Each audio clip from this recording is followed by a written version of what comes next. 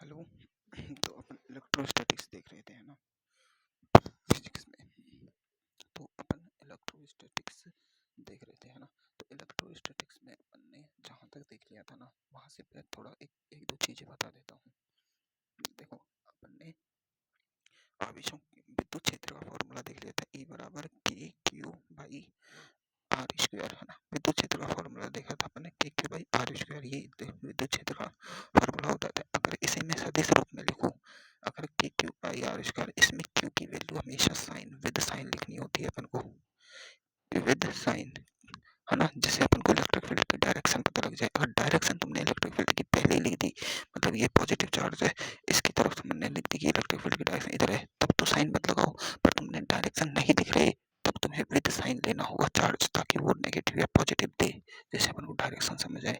तो देखो, अगर तुम इलेक्ट्रिक फील्ड की डायरेक्शन खुद लिख रहे हो, खुद ऐसे तीर के निशान से लिख रहे हो, तीर का निशान डायरेक्शन बना रहा है, तो अपन को नेगेटिव पॉजिटिव वेक्टर नहीं लिखना होता है। जैसे इस पॉइंट पर एक वेक्टर है, ए पॉजिटिव वेक्टर है, और एक है माइनस ए वेक्टर, जिसका इसका परिमाण भी 5 है और इसका परिमाण भी 5 है, मान लो, है ना।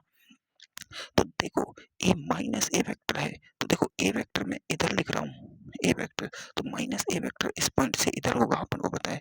तो अगर मैं इसको माइनस ए वेक्टर लिखूं, इस वक्त माइनस ए वेक्टर लिखूं, या फिर मैं डायरेक्ट ए वेक्टर इधर कर दूं, तो ये उल्टा हो गया ना, इसका उल्टा हो गया ना, तो माइनस ए वेक्टर हो गया, है ना। तो अगर मैं खुद डायरेक्शन लिख रहा हूँ वेक्टर की, तो मुझे माइनस पॉजिटिव नहीं लगाना है। तो इस इलेक्ट्रिक फील्ड का के क्यू बाई आर स्क्वायर, अब इसको मल्टीप्लाई विद करो एकांक सदिश से, आर एकांक से मल्टीप्लाई कर दें, यानी ये क्या है, सदिश, सदिश इनटू एकांक सदिश क्या होता है, सदिश का परिमाण इनटू एकांक सदिश, वो होती है सदिश की दिशा। एकांक सदिश वेक्टर क्या होता है, एकांक वेक्टर होता है वेक्टर वही वेक्टर का परिमाण, है ना। तो अब मैं वेक्टर लिख रहा हूँ, तो वेक्टर लिखूंगा, वेक्टर में लिखूंगा तो एकांक सदिश इनटू उसका परिमाण। अब मैंने परिमाण तो ये है ही का, और इसका एकांक सदिश क्या है ये, तो इससे मल्टीप्लाई कर दिया, आर, आर वेक्टर से मल्टीप्लाई कर दिया एकांक सदिश से, है ना। तो अब देखो, ई बराबर k q r vector by r की पावर क्यूब एकांक वेक्टर से ऐसे लिखेंगे। तो ये इसका हो गई सदिश रूप, किसकी, इलेक्ट्रिक फील्ड की सदिश रूप। ये भी अपन को आना चाहिए, तुम लिख लेना अपने नोट्स में कहीं ना कहीं, है ना। जब अपन ने वो फॉर्मूला डायरेक्शन देखा था, तो देखो अपन ने देखा था कि पॉजिटिव चार्ज है, तो उससे जो इलेक्ट्रिक फील्ड जाती है वो इस तरह आर दूरी पर इधर ऊपर की तरफ होती है, और इधर आर दूरी पर नेगेटिव डायरेक्शन में नीचे की तरफ होती है। क्योंकि नेगेटिव डायरेक्शन में, अगर नेगेटिव डायरेक्शन में ली जाए तो ई नेगेटिव हो जाता है, और पॉजिटिव डायरेक्शन में ली जाए तो ई पॉजिटिव रहता है। इसलिए 1/3 में आता है, किधर 1/3 ग्राफ में आता है ना। इधर इसका जो, अगर अपन ले नेगेटिव चार्ज ले, तो नेगेटिव चार्ज पर पॉजिटिव दिशा में आई इधर होता है नेगेटिव, अंदर की तरफ होता है, तो अंदर की तरफ का ग्राफ ऐसे होता है, अंदर की तरफ का, है ना। और इधर इधर भी इधर अंदर की तरफ होगा, अंदर की तरफ ऐसे होगा, इधर उल्टी दिशा में, है ना, उल्टा हो जाता है। ये 2 और 4 के रूप में आ जाता है, 1 2 3। तो देखो, पॉजिटिव चार्ज का ग्राफ बनता है 1/3 में, और नेगेटिव चार्ज का ग्राफ बनता है 2/4 में। ये ग्राफ ऐसे क्यों बनने हैं, क्योंकि ई समानुपाती 1/r² है, 1/r² है। इससे ये तो अपने वेक्टर रूप लिखा है, असली फॉर्मूला तो ये है अपना, है ना, वेक्टर रूप लिखा है अपन ने ये तो अब देखो, अब जब दो आवेश एक साथ लगे रख दिए जाए, पॉजिटिव चार्ज और नेगेटिव चार्ज, जो दो आवेश एक साथ रख दिए जाए, तो देखो, अब इसका ग्राफ, पॉजिटिव चार्ज का ग्राफ बनता है, ये पॉजिटिव और नेगेटिव ग्राफ रख रहा हूं मैं, इसका ऐसे बनता है, अपन को पता है इसका ऐसे बनता है ना।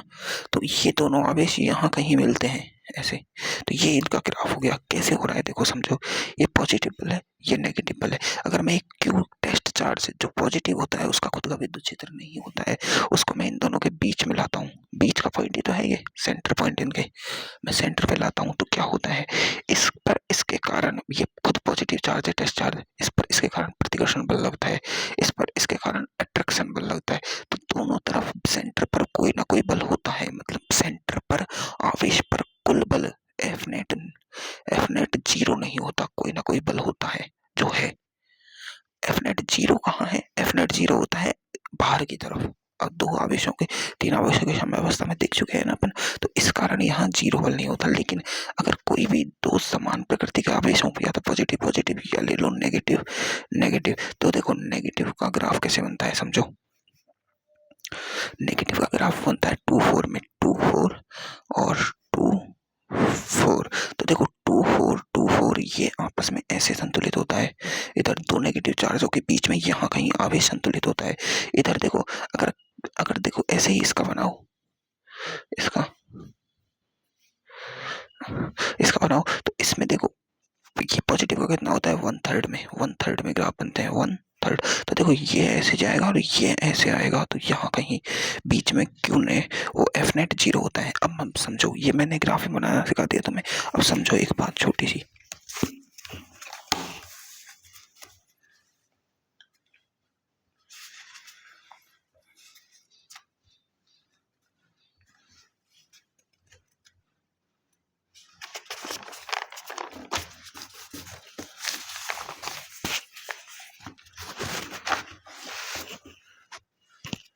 अब मेरी है ना छोटी सी बात समझो। छोटी सी बात क्या है कि ये देखो, अगर मैं ये पॉजिटिव चार्ज ले रहा हूँ, अगर ये पॉजिटिव चार्ज की वैल्यू परिमाण ज़्यादा है इसका और इसका परिमाण कम है, इस पॉजिटिव चार्ज का परिमाण कम है, तो इनका जो ग्राफ बनेगा वो कैसा होगा। देखो अपन को पता है कि 1/3 में और 1/3 में ही बनेगा, लेकिन जो पॉजिटिव चार्ज का परिमाण ज्यादा है, समझो यह है 100 कूलम, 100 क्यू पॉजिटिव में और यहाँ है 10 क्यू पॉजिटिव में। तो अब मैं क्यू नेट करूंगा, क्यू नेट, तो जो एक्स दूरी आएगी वो दूरी क्या निकाल ली जाएगी। देखो क्यू नेट निकाल रहा हूँ मैं, ये दूरी निकाल रहा हूँ एक्स, ये तो टोटल एल है, तो मैं एक्स दूरी निकाल के तुम्हें एक बार दिखा देता हूँ। एक्स दूरी आएगी 100 क्यू का रूट बटे, इसको ले लेता हूँ 9 क्यू तक अपन को कैलकुलेशन आसान हो जाए, बटे दोनों सेम आवेश है, तो 100 क्यू माइनस माइनस नहीं प्लस 9 क्यू। और देखो क्यू से तो क्यू गया, मल्टीप्लाई विद एल, तो एक्स बराबर आ जाएगा 10/10 प्लस 3 3 3 9 एल, है ना। तो एक्स बराबर 10/13 एल। अब देखो ये 10/13 एल कितनी है, 10/13 एल, यहाँ ये जो बची एक्स है 10/13 एल है, मतलब 10/13 एल है। और अब ये तो है एक्स, तो ये दूरी कितनी बची ये निकालने अपन, तो ये बची एल माइनस एक्स, तो ये कितनी बची, एल कितनी है, एल तो एल है और एक्स कितनी है 10/13 एल,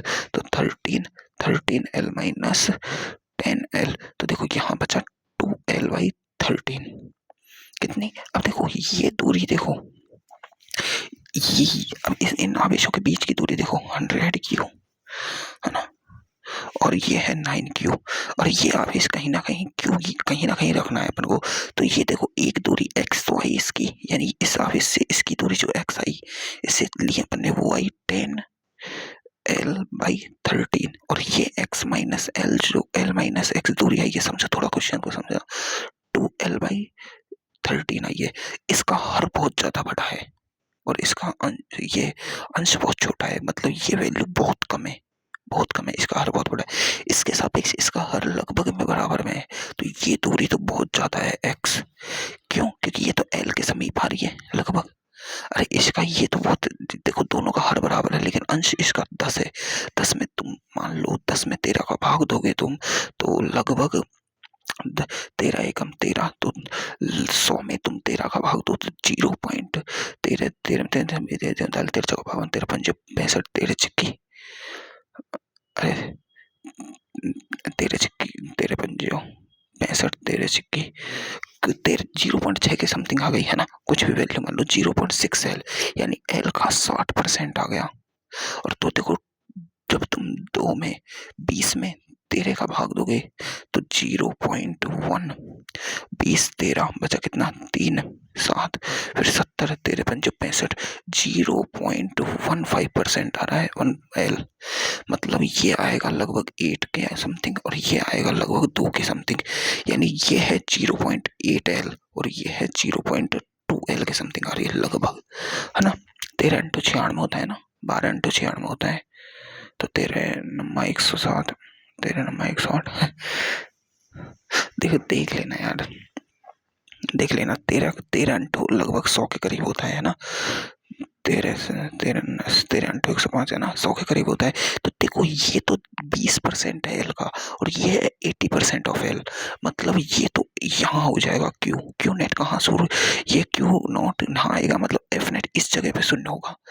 मतलब जितना ज्यादा प्रतिकर्षण का आवेश होगा पॉजिटिव चार्ज में, जितना ज्यादा ये आवेश होगा, ये इस आवेश को प्रतिकर्षण, देखो इसके कारण इस पर बल प्रतिकर्षण का लगेगा एफ, एफ 3 पर 1 के कारण, और इसके कारण इस पर लगेगा इधर प्रतिकर्षण का एफ 3 2 पर। ये छोटा आवेश है तो कम प्रतिकर्षण देगा, तो ये ज्यादा बड़ा आवेश है तो प्रतिकर्षण ज्यादा देगा। तो ये इसे सेंटर से इधर खिसका देगा। मतलब अब साम्य अवस्था कहाँ आएगी, अब साम्य अवस्था इधर आएगी, और इसका ग्राफ इतना सा बनेगा। समझ में आई बातें? सामने इधर क्यों खिसक गया एफ नेट, ये क्या बता रहा है कि एफ नेट 0 है इस जगह पे। लेकिन अगर इस जगह पे अगर नेगेटिव चार्ज वाला क्वेश्चन होता तो देखो नेगेटिव आवेश होते ये दोनों, अगर ये नेगेटिव होता, मानो समझो ये 100 क्यू नेगेटिव का है और ये 9 क्यू नेगेटिव का। अब मैं टेस्ट चार्ज कर रहा हूँ तो देखो इसका फोर्स अट्रैक्शन का होता है इधर F31, इसका फोर्स अट्रैक्शन का होता है इधर F32। देखो इसका फोर्स कम है अट्रैक्शन का, क्योंकि परिमाण में कम आवेश है। परिमाण में क्या है, कम आवेश, तो इसका अट्रैक्शन कम है, इसका इधर, तो ये इधर खिसक जाएगा, मतलब ये इधर आ जाएगा इसके समीप, ये क्यू नॉट। तो अब इसमें देखो नेगेटिव चार्ज में ग्राफ कैसे बनेगा, नेगेटिव चार्ज में ग्राफ कैसे बनेगा, देखो ग्राफ बनता है 2 4 में नेगेटिव में। तो देखो 2 और 4, तो इसमें देखो इसके समीप आएगा, इसके समीप है ना, तो देखो इसके समीप ऐसे बन जाएगा नेगेटिव चार्ज का, और ये इसका 4 2 और ये इसका 2 और ये 4, ऐसे। समझ में आई बात है? मतलब अगर नेगेटिव चार्ज है, दोनों आवेश नेगेटिव चार्ज है, तो एफ नेट नेगेटिव चार्ज में जो ज्यादा बड़ा है उसके करीब आएगा एफ नेट।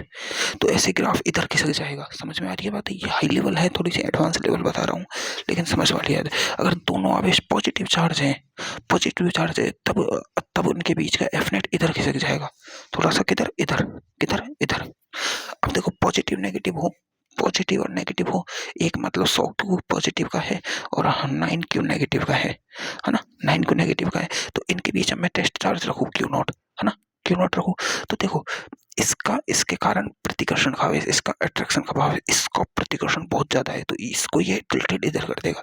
तो पॉजिटिव नेगेटिव, है ना, देखो पॉजिटिव का ग्राफ बनता है 1/3 में और नेगेटिव का ग्राफ बनता है 2/4 में। तो इसका तो 4 में आएगा, 1 2 3 4, इसका आएगा 1 2 3 में, थर्ड में। ये दोनों तो बाहर के हो जाएंगे। अंदर का देखो अपन को पता है ऐसा बनेगा, लेकिन क्या वो गोले का जो सेंटर है वो नीचे इधर आएगा? नहीं, इसके करीब आएगा, इसके, क्योंकि इसको देखो इसका प्रतिकर्षण ऐसे इधर ले जाएगा, इसका अट्रैक्शन इधर ले जाएगा, एफ नेट ऐसे होएगा, बल ऐसे ऐसे टिल्टेड हो जाएगा। किधर एफ नॉट इधर टिल्टेड हो जाएगा, किधर देखो ऐसे ऐसे टिल्टेड हो जाएगा। समझ में आई बातें? तो तुम्हें ये ग्राफ बनाना समझ आ चुका होगा अब तो अच्छे से। अब मैंने तुम्हें पेंडुलम समस्या पढ़ाई थी, है ना।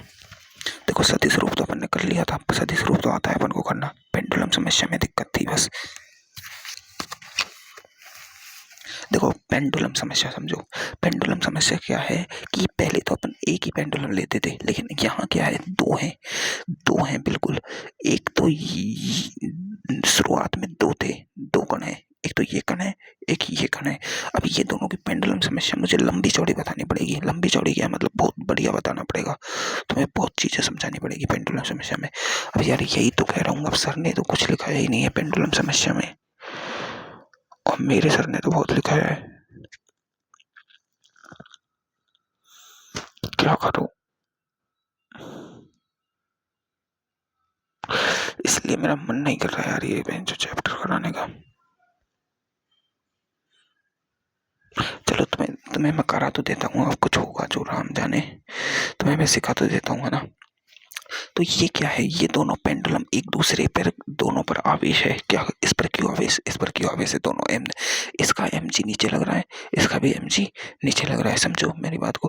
तो इन दोनों पर सेम प्रकृति का आवेश दिया है अपन ने, तो इनमें क्या होगा, प्रतिकर्षण होगा, एफ ई कूलम्ब बल लगेगा, है ना, इलेक्ट्रोस्टैटिक बल लगेगा ना, एफ ई, इसे क्या बोलते हैं, वो था अपना एफ जी ग्रेविटेशनल, ये है एफ ई इलेक्ट्रोस्टैटिकल, है इलेक्ट्रोस्टैटिक्स।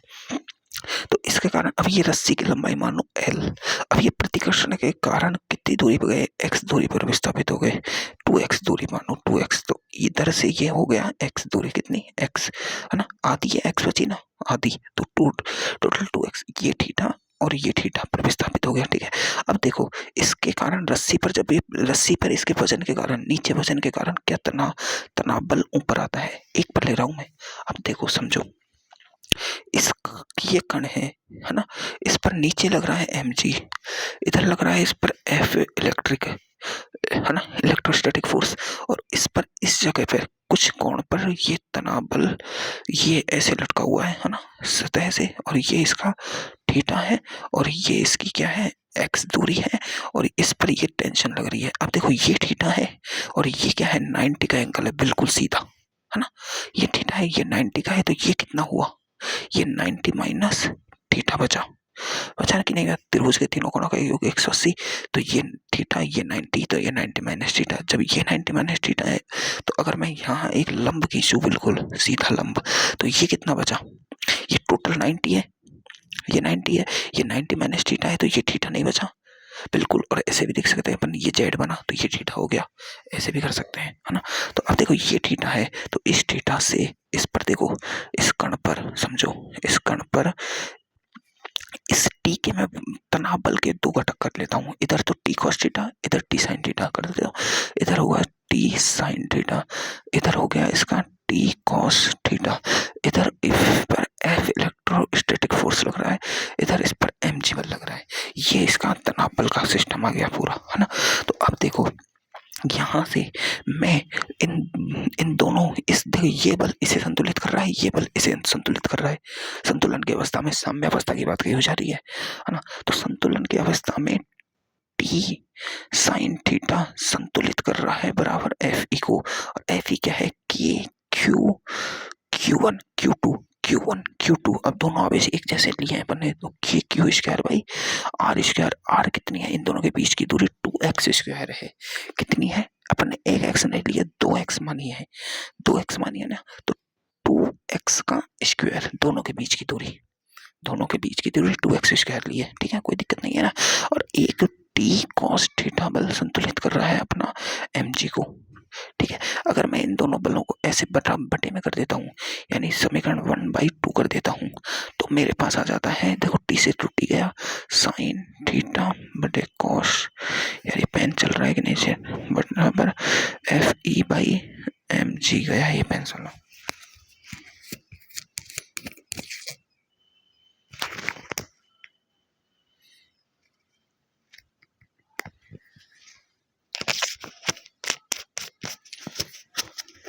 देखो ये पेंडुलम समस्या बहुत आसान है, तुमने ऐसी समस्याएं बहुत की है। तो देखो साइन थीटा बटे कॉस थीटा क्या होता है, tan theta is equal to F electrostatics by M G. ये तो टेन थीटा की वैल्यू निकालना आ गया।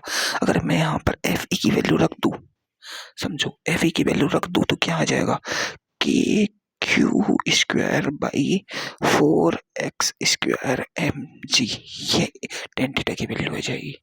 बिल्कुल थीटा की वैल्यू निकाल दी अपन ने, ठीक है, कोई दिक्कत नहीं है। अब मैं अगर समीकरण 1 का स्क्वायर कर प्लस कर दूं 2 का स्क्वायर, तो मुझे यहाँ से तनाव बल भी निकाला जा सकता है। तनाव बल भी देखो क्या, T square sine square theta. देखो इसका मैं पहले इसका ये एल एस एच का करूंगा, फिर आर एस एच का करूंगा। एल एस एच का कर लो, है ना, तो इसका करो सबसे पहले, T square sine square theta कर दिया, प्लस इसको जोड़ो T square cos square theta, थोड़ी समझने की बातें हैं ना। और अब इधर कर रहा हूँ मैं F E square plus M G square, ठीक है। यहाँ से देखो मैं टी स्क्वायर कॉमन लेता हूँ, तो sine square theta plus cos square theta बचता है, और इसकी वैल्यू कितनी होती है, 1। Sine square theta plus cos square theta की वैल्यू होती है 1, है ना। ये हो जाएगा F E square plus M G square. तो देखो टी बराबर आ जाएगा अपना F E plus M G का होल स्क्वायर का रूट। ये अपन यहाँ से तनाव बल भी निकाल सकते हैं। अब इसमें अपन के की वैल्यू पुट कर सकते हैं, किसकी, के की वैल्यू पुट की जा सकती है इसमें, है ना। तो अब देखो, अब अपन क्या सीखते हैं, अब अपन एक और चीज सीखते हैं। एक और चीज क्या है कि अब मैं चाहूँ, देखो मेरे पास क्या आया है, मैंने तनाव बल निकाल लिया, अपने पास पेंडुलम कैसा था, ऐसा, है ना। ये प्रतिकर्षण के कारण इधर उधर जा रहे हैं, इस पर Fe बल लग रहा है, इधर इस पर भी Fe बल बराबर लग रहा है, विपरीत दिशा में लेकिन बराबर बल है, परिमाण में बराबर, दिशा में विपरीत है। तो अब देखो इसकी लंबाई तो L है ना, इस पर तनाव बल T लग रहा था जिसको अपन ने घटक में तोड़ लिया। इन दोनों के बीच की जो दूरी है वो 2x है ना। तो मैं इस आवेश के कारण इनके मध्य जो विस्थापन आया है, इनके मध्य जो दूरी आई है, इस दूरी को निकालना चाहूं तो निकाल नहीं सकते क्या मैं? एक्स दूरी भी पूछी जा सकती है कि इनके दोनों आवेशों के बीच की दूरी कितनी हुई, है ना। साम्यावस्था में इन दोनों आवेशों के बीच की दूरी कितनी हुई, तो ये निकालने के लिए मुझे इस एक त्रिभुज को काम में लेना होगा, इस ट्रायंगल को, क्योंकि एक्स दूरी निकाली जाएगी एल की फॉर्म में। किसकी फॉर्म में? एल की फॉर्म में। किसकी फॉर्म में? एल की फॉर्म में। तो इस एक्स दूरी को निकाल लो, इस एक्स दूरी को विस्थापन आ जाएगा अपना, है ना, विस्थापन आ जाएगा अपना। तो देखो ये एक ट्रायंगल बना, तो ये दूरी निकालना तुम्हारा यार बच्चों का खेल नहीं है। ये तो है अपनी एल दूरी, है ना, ये अपना थीटा है, समझो मेरी बात को, और ये है अपनी एक्स दूरी। तो अब मुझे कौन सी दूरी निकालनी है? मुझे इस एक्स की वैल्यू चाहिए, एक्स की वैल्यू। तो देखो इस ट्रायंगल को ऐसे करके देखो, थीटा के सामने की भुजा लंब होती है, थीटा से सबसे बड़ी भुजा कर्ण होती है, लंब और कर्ण में संबंध निकाल दो, आ जाएगा एल की वैल्यू आ जाएगी। तो लंब और कर्ण में संबंध क्या होता है? Sine theta is equal to होता है एल अपॉन के। तो एल है एक्स बाई के, क्या है? एल, है ना, एल। तो एक्स बराबर आ जाएगा एल साइन थीटा। अगर माना जाए कि ये जो है, ये विस्थापन हुआ है, ये बहुत अल्प है, थीटा इज वेरी, मतलब बहुत हल्का विस्थापित हुए हैं, ये बहुत हल्का अल्प विस्थापन ले रहे हैं ना अपन, छोटा विस्थापन ले रहे हैं, यानी इतना बड़ा नहीं है, ये ऐसे विस्थापित हुआ है बिल्कुल हल्का सा, ऐसे हल्का सा भाई, हल्का सा विस्थापित हो रहे हैं ना, हल्का सा विस्थापित हुआ है। तो साइन थीटा यानी theta is very small, theta is very small. तो यानी थीटा इज वेरी स्मॉल मतलब थीटा लेस देन 5 डिग्री है, 5 डिग्री से कम का कोणीय विस्थापन हुआ है ये, है ना। तो इस केस में साइन थीटा हो जाएगा अपना लगभग, साइन थीटा लगभग थीटा के बराबर हो जाता है, नहीं टेन थीटा के बराबर हो जाता है, लगभग टेन थीटा हो जाता है, साइन थीटा लगभग टेन थीटा के बराबर हो जाता है। थीटा इज वेरी स्मॉल, है ना, थीटा इज वेरी स्मॉल, है ना। तो साइन थीटा लगभग टेन थीटा के बराबर हो जाता है। उसका कारण है क्योंकि देखो टेन थीटा बराबर आता है sine theta by cos theta, है ना, साइन थीटा बराबर कॉस थीटा। अब थीटा की वैल्यू जितनी कम होगी उतनी कॉस की वैल्यू ज्यादा होती है, ठीक है। तो सब कॉस की अधिकतम वैल्यू +1 होती है, +1 कब होती है? कॉस 0 पर।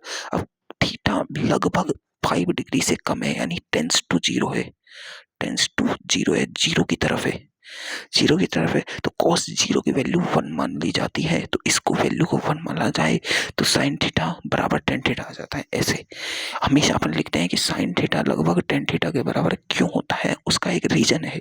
उसका रीजन ये है कि थीटा की वैल्यू जितनी कम होती है कॉस की वैल्यू अधिकतम होती है।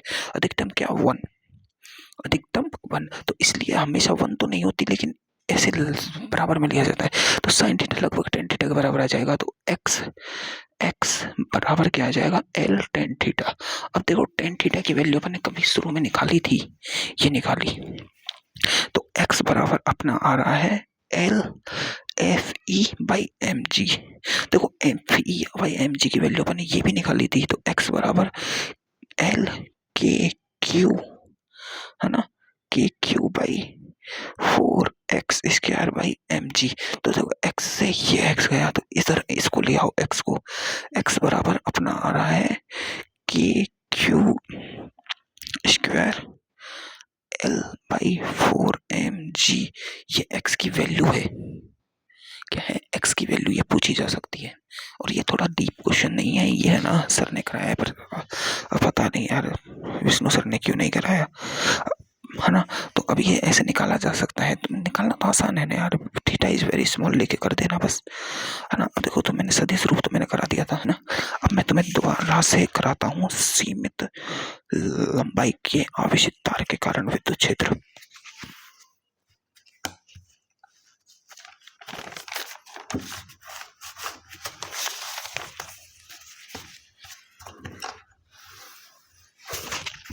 देखो, जब अपन देखते हैं सीमित लंबाई के आवेशित चालक तार के कारण विद्युत क्षेत्र देखा जाता है ना। सीमित लंबाई के आवेशित तार के कारण, यानी एक सीमित लंबाई का आवेशित तार है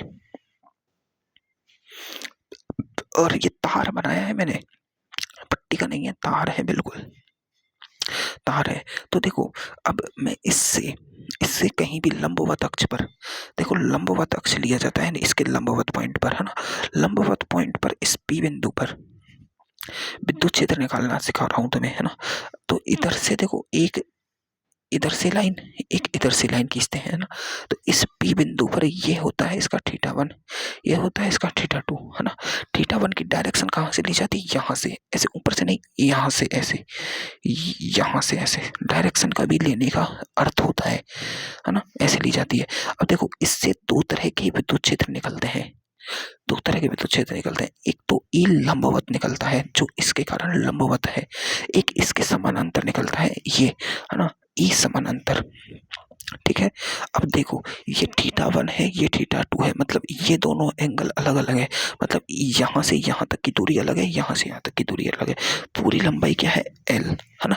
अगर ये दोनों θ बराबर हो जाए तो मतलब ये दूरी बराबर, ये दूरी बराबर, ये पी पॉइंट से बिल्कुल जैसे एक समबाहु त्रिभुज होता है, समबाहु त्रिभुज में ऐसे पी पॉइंट पर लिया जाए तो ये इसकी, अगर इसको मैं बीच में से काटूं तो ये अपन को थीटा 30 डिग्री एंगल प्राप्त होता है समबाहु त्रिभुज में।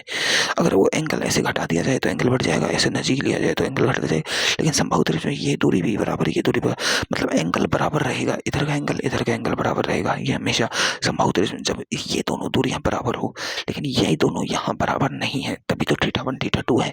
तो देखो, दोनों का फॉर्मूला होता है, ई लंबवत का फॉर्मूला होता है के लैम्बडा बाई डी, है ना, साइन θ1 प्लस साइन θ2, है ना। और ये ई लंबवत का फॉर्मूला होता है के lambda by D cos θ1 minus cos θ2 minus cos θ1, cos θ2 minus cos θ1, ठीक है।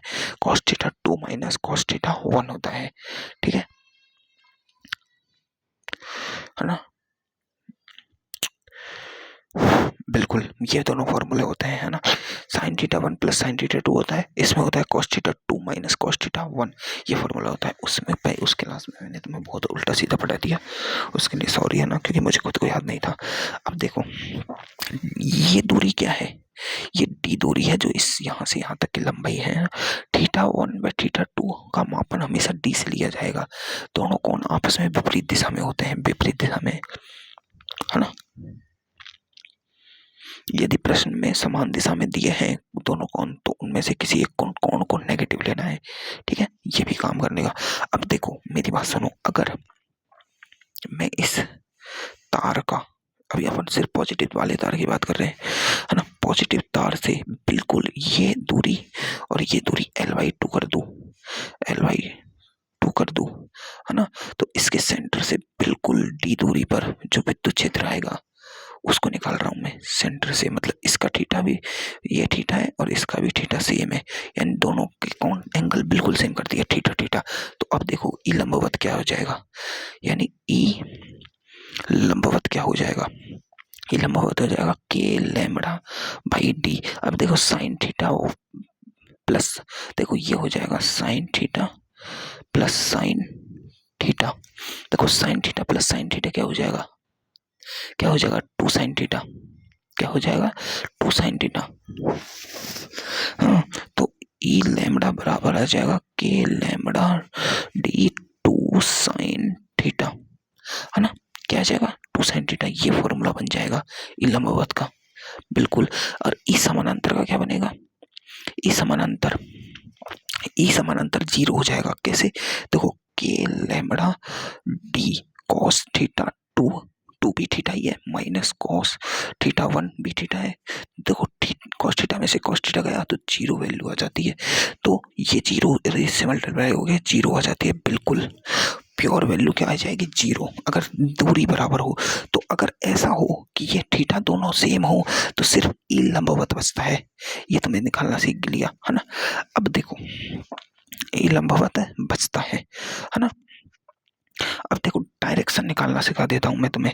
अगर ई लंबवत, पहले पहले देखते हैं अपन ई लंबवत की दिशा, है ना। ई लंबवत की दिशा, ये सारा कॉन्सेप्ट सेम रिपीट होगा चुंबकीय क्षेत्र वाले चैप्टर में, चुंबकीय विद्युत चुंबकीय प्रेरण पढ़ेंगे ना उसमें, है ना। तो देखो ई लंबवत की दिशा निकालने सिखा लेते हैं। अगर तार पॉजिटिव है, तार पॉजिटिव है तो इस पी पॉइंट पर और इस पी पॉइंट पर लंबवत की दिशा बाहर की तरफ होगी। ई लंबवत, ई लंबवत है जो हमेशा किधर होगा, बाहर की तरफ होता है। किधर होता है, बाहर की तरफ। अगर ये आवेश घनत्व, एक तार पर जो आवेश घनत्व होता है वो लैम्बडा होता है, यानी लैम्बडा आवेश घनत्व, है ना। क्या होता है, लैम्बडा आवेश घनत्व। इस लैम्बडा की जगह अपन क्या लिख सकते हैं यहाँ पर, इस लैम्बडा की जगह अपन लैम्बडा बराबर होता है Q/L, ये भी ले सकते हैं अपन। तो KQ/L क्या है, ये लंबाई है, KQ/L D, है ना, ये भी ले सकते हैं। अगर ये डी दूरी समबाहु त्रिभुज हो, मतलब एल और ये दो, एल और डी बराबर हो, तो ये हो जाता है एल स्क्वायर, KQ/L स्क्वायर। बिल्कुल हो जाता है एल स्क्वायर, बिल्कुल हो जाता है ना। हाँ, तो ये लैम्बडा बराबर क्या होता है, Q/L। ये तो आवेश करना तो है, अपन जानते हैं इसको करना। यहाँ देखो ई लंबवत की डायरेक्शन किधर होगी, बाहर की तरफ होती है ई लंबवत की डायरेक्शन। अगर यही नेगेटिव चार्ज्ड वो हो आवेश, यानी लैम्बडा क्या हो, नेगेटिव, लैम्बडा नेगेटिव है क्योंकि आवेश नेगेटिव है यहाँ पर, है ना। तो इसके कारण इस पी बिंदु पर जो डायरेक्शन आएगी ई लंबवत की, वो अंदर की तरफ आएगी, और इसके कारण इधर डायरेक्शन आएगी वो क्या आएगी, ई लंबवत आएगी, अंदर की तरफ, नेगेटिव चार्ज के कारण। क्योंकि नेगेटिव चार्ज के कारण दिशा अंदर की तरफ होती है। अब देखो ई समानांतर की दिशा, ई समानांतर की दिशा, ठीक है। ई समानांतर की दिशा निर्भर करती है लैम्बडा, लैम्बडा पर तो निर्भर करती है, लेकिन देखो ई समानांतर कब होगा, मैंने तुम्हें अभी सिखाया कि अगर ये दोनों दूरियां बराबर हो गई, ये दोनों दूरियां बराबर हो जाती है तो ये थीटा दोनों सेम हो जाते हैं। जब थीटा सेम हो जाता है तो ई समानांतर तो 0 आ जाता है। ई समानांतर तभी आएगा जब ये दोनों दूरियों का अनुपात होगा, अनुपात में होंगी, यानी ये दूरियां कम ज्यादा होंगी, तभी आएगा, है ना। तो ई समानांतर की जब दिशा लिखेंगे ना अपन को, ई समानांतर की दिशा, तो अपन को हमेशा याद रखना है कि भाई जो ये है, ये जो ई है, मतलब ये तभी आएगा जब जब ये दोनों दूरियां अलग अलग हो।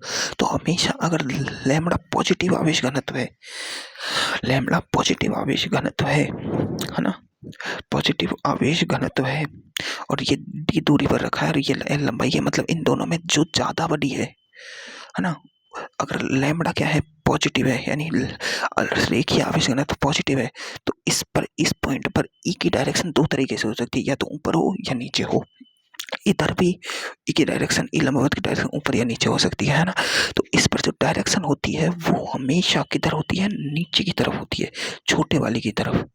जो छोटा वाला तार है ना, छोटे वाली भुजा की तरफ हो गई, ये छोटी भुजा है इसकी, तो इसकी तरफ होती है इसकी डायरेक्शन, किसकी तरफ होती है, छोटे वाले की तरफ, है ना। किधर हो गई, छोटे वाले की तरफ ई लंबवत। और नेगेटिव आवेश घनत्व है, नेगेटिव आवेश घनत्व है, और ये छोटे वाला है, तो इसकी दिशा होती है पॉजिटिव वाले की तरफ, ई लंबवत की तरफ। अब ऐसा क्यों होता है मैं तुम्हें इसका ना रीजन सिखा सकता हूँ, लेकिन वो तुम्हें ना बस दिमाग में रखना ही है। तो देखो होता क्या है, देखो इसके कारण इसका रेखीय आवेश घनत्व लैम्बडा बराबर क्या होता है, Q/L, लंबाई पर निर्भर करता है, लंबाई पर आवेश घनत्व। तो इसकी लंबाई ज्यादा है, समझो, इसकी लंबाई ज्यादा है, इसकी लंबाई कम है, ठीक है। इसको मान लो 2L और इसको 2x, और इसकी लंबाई ज्यादा है, समझो। तो इसकी लंबाई ज्यादा है ना। तो इसकी लंबाई के कारण देखो, इसके कारण हर बिंदु पर ऐसे आवेश घनत्व चलेगा, और अपन को उसका क्या नहीं करना हुआ, समाकलन करना होता है ना। तो इस पॉइंट के कारण में, इसके कारण इस पर जो इलेक्ट्रिक फील्ड आएगी इस पॉइंट पर, इस पॉइंट के कारण इधर की तरफ आती है ई, ई है ना। अब इसके मैं जब ई के दो घटक करूंगा, ई के जब दो घटक, थोड़ा सा समझ लो यार, देखो थोड़ा सा समझते हैं। मैं इसका तुम्हें डेरिवेशन थोड़ा सा सिखा देता हूँ, जाके तुम्हारी कैलकुलेशन अच्छी हो जाए। ये एक तार है, मान लो ये पॉजिटिव तार है ना, पॉजिटिव तार है, और इससे ये दूरी है, ठीक है। ये लंबाई क्या है ज्यादा, ये लंबाई है कम। इसको मान लो एल के दो हिस्से कर लेते हैं अपन। ये तो है 2l/3 और ये है l/3। l/3 कम है क्योंकि इसका हर ज्यादा है, अंश एक है, इसका अंश दो है, तो अंश ज्यादा है और हर तो सेम है। अंश ज्यादा होने पर इसकी वैल्यू ज्यादा है। ये लगभग 75% भाग है। ये अपना 25% भाग है। 25-75 नहीं, ये 30% है। ये ऐसे 33% है, ये 65% है ना, ऐसे कुछ, मतलब ये ज्यादा है। अब देखो इसकी लंबाई ज्यादा है, समझो इसकी लंबाई ज्यादा है तो लैम्बडा बराबर क्या होता है, Q/L। जिसकी लंबाई ज्यादा होगी, है ना, लैम्बडा तो फिक्स है, ये क्या है, ये फिक्स है, लैम्बडा फिक्स होता है, तो आवेश किस पर ज्यादा होगा, एल, लैम्बडा एल। जिसकी लंबाई ज्यादा उसका आवेश ज्यादा। जब आवेश ज्यादा तो उसके कारण इलेक्ट्रिक फील्ड भी ज्यादा। ठीक है, इतना समझाया। तो मैं इस पट्टिका के कारण जो इसकी इलेक्ट्रिक फील्ड के, इस पॉइंट की इलेक्ट्रिक फील्ड है, इस पॉइंट की जो इलेक्ट्रिक फील्ड है वो मैं मान रहा हूँ यहाँ पॉइंट पर, पी पॉइंट पर ले रहा हूँ।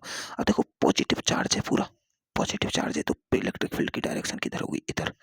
ठीक है, इसके कारण जो इलेक्ट्रिक फील्ड आएगी उसकी डायरेक्शन किधर जाएगी, पॉजिटिव चार्ज है इस पॉइंट पर, तो बाहर की तरफ। ये E1 है, ये E2 है। अब देखो दोनों की डायरेक्शन, अब देखो इसका थीटा कितना है, यहाँ से लो, इसका थीटा 2 है, इसका थीटा क्या है, 1 है।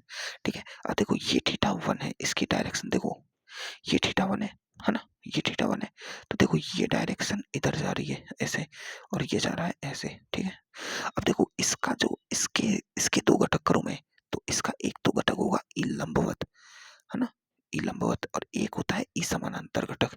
इस ई समानांतर घटक, इसके भी दो घटक होंगे ई लंबवत, इसका क्या होगा, ई लंबवत, है ना, इसका भी दो घटक होगा ई समानांतर। तो ई समानांतर घटक तो एक दूसरे से के विपरीत दिशा में आए हैं। ये E2 का है, ये E2 का है, ये E1 है अपना, ये E2 है। ठीक है, ये E2 है। इसका ई लंबवत घटक देखो, इसका ये थीटा है, समझो ये थीटा 1 है, तो ये 90 डिग्री का एंगल हुआ, तो ये कितना हो जाएगा, 90 माइनस थीटा, है ना, तो ये थीटा 1 बचा ना। तो ये देखो, अगर तुम्हें एक बात पता हो तो देखो, जब अपन स्लाइड पर किरणें देखते थे तो आने वाली किरण का थीटा और जाने वाली किरण का थीटा बराबर होता है। तो ये थीटा 1 है, तो ये देखो आने वाली है और ये जाने वाली है, तो ये भी थीटा 1 होता है। नहीं, ये थीटा 1 नहीं, ये थीटा 1 होता है, ये वाला एंगल। तो देखो ये थीटा 1 है ना, तो ये हो जाएगी ई लंबवत की जगह इसे लिखो E1 cos थीटा 1, और ये हो जाएगा E1 cos थीटा और साइन थीटा 1, और इधर एक और जा रहा है वेक्टर E2 साइन थीटा 2 इसका, क्योंकि ये थीटा है ना, तो इसका जा रहा है E2 cos थीटा 2। ठीक है, अब देखो जो ई समानांतर घटक है, ये तो एक दूसरे के विपरीत दिशा में है, और ई, ये इसलिए ये एक दूसरे के समान एक ही दिशा में है, तो इसलिए ही तो ई जो लंबवत होता है वो होता है के लैम्बडा बाई डी, दूरी पर तो निर्भर करेगा ही, है ना, D sine theta 1 plus sine theta 2। हमेशा जुड़ के रहे हैं क्योंकि एक ही दिशा में घटक आते हैं इनके, है ना, एक ही दिशा में आते हैं। और ई समानांतर घटक क्या होता है, ई समानांतर घटक के lambda D by cos theta 2 minus cos theta 1। ठीक है, कॉस थीटा 1, है ना, cos theta 2 minus cos theta 1 क्यों आया, क्योंकि विपरीत दिशा में है भाई ये दोनों घटक। क्या है भाई, विपरीत दिशा में है दोनों घटक। समझ में आई बात है। अब समझो, देखो इधर ये क्या है अपना E1, प्रतिकर्षण के कारण ये आ रहा है E1 इधर। अब समझो ये थीटा मैंने लिखना सिखा दिया, अब इस तार को तो समझो, इस पर ये लंबाई तो है ज्यादा, ये 2l/3 है और ये l/3 है। अब ये पॉजिटिव चार्ज रिंग है ना, तो इस पी पॉइंट पर इसके कारण जो इधर जा रहा है ये है अपनी E1, इसके कारण इधर जा रहा है ये है अपनी E2, है ना, ये थीटा 1 है, ये थीटा 2 है। तो देखो E1 है, E1 का एक घटक तो है E1 cos थीटा,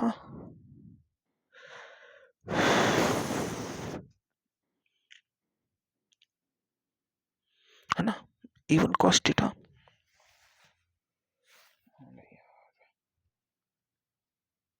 ये घटक लिखना सीख जाए यार, ये इधर जा रहा है ना।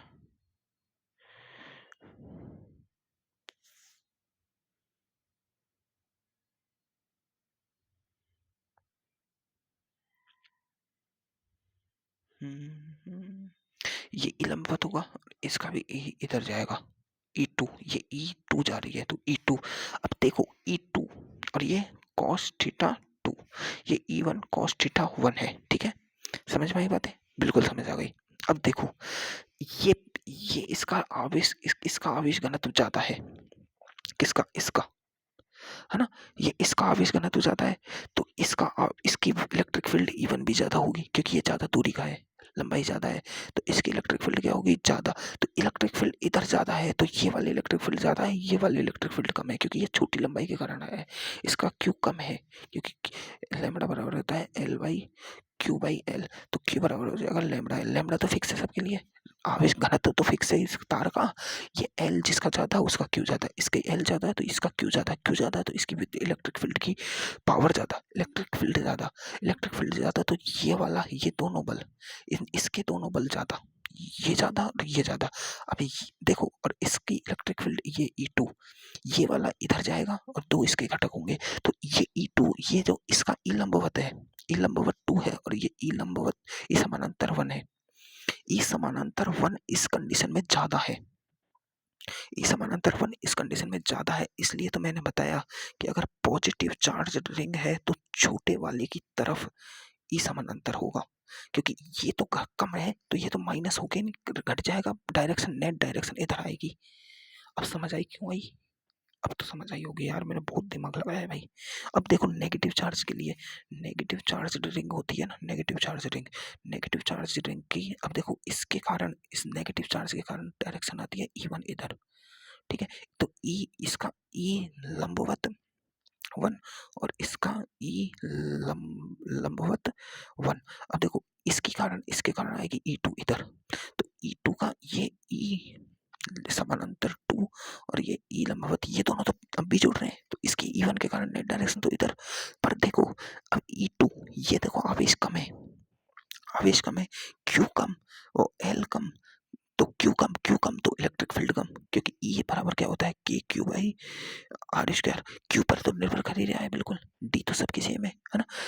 तो देखो इसका E2 ये कम हो जाएगा और इसके कारण जो E1 आ रहा है, E1 ज्यादा होगा, तो E1 ज्यादा होगा तो माइनस के कारण ऊपर की तरफ आएगी दिशा। यही तो बताया है सर ने, देखो यही तो बताया है, प्लस के कारण इधर। क्यों? क्योंकि इसका फोर्स, ये वाला फोर्स ज्यादा हो गया है, वो इलेक्ट्रिक फील्ड ज्यादा हो गई, तो इसके कारण नीचे, इसके कारण ऊपर। क्यों आई? समझ में आ गया होगा भाई, इससे ज्यादा नहीं समझा सकता मैं, इससे ज्यादा नहीं समझा सकता मैं, मैंने बहुत दिमाग लगाया है, समझा दिया है, ठीक है। अब देखो, अब अपन देखते हैं कि अपने सीमित लंबाई के आवेशित तार के कारण दिशा निकालना भी सीख लिया और उसका विद्युत क्षेत्र निकालना भी सीख लिया। दो तरह का होता है, ई लंबवत और ई समानांतर। अगर ये सीमित लंबाई का तार मैं कर दूं अनंत लंबाई में, अनंत लंबाई में, है ना, अनंत लंबाई में। अब एक बात बताओ, अनंत लंबाई का तार कैसे बनाया जा सकता है? कोई सीमा है अनंत की? कोई सीमा नहीं होती, तो अनंत लंबाई का तार मैं नहीं बना सकता। अनंत लंबाई क्या हो सकती है? मैं 1 रुपया मेरे पास है और तुम्हारे पास 1 लाख रुपए हैं, तो मेरे 1 रुपए के सामने तुम्हारा 1 लाख रुपए इन्फिनाइट है भाई। 1 लाख गुना है तुम्हारे पास मेरे पास का, तो तुम्हारा 1 लाख मेरे 1 रुपए का अनंत ही है भाई। मान लो मेरे पास 1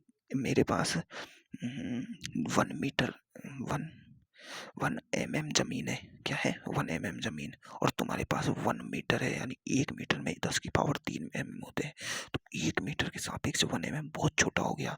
मतलब मेरे 1 mm के लिए तुम्हारा 1 मीटर क्या है? अनंत है। एक चींटी के लिए पूरा कमरा अनंत ब्रह्मांड हो सकता है, हो सकता है, होता ही है भाई। उसे पूरे दिन लग जाता है इधर से उधर जाने में, अनंत ही है उसके लिए तो वो, है ना। तो अब मैं इस अनंत तार को कैसे बनाऊं भाई? अगर मैं इस अनंत तार को बनाने बैठा तो ये पॉजिटिव चार्ज, ये इधर इन्फिनाइट, ये इधर इन्फिनाइट, बहुत लंबा हो जाएगा।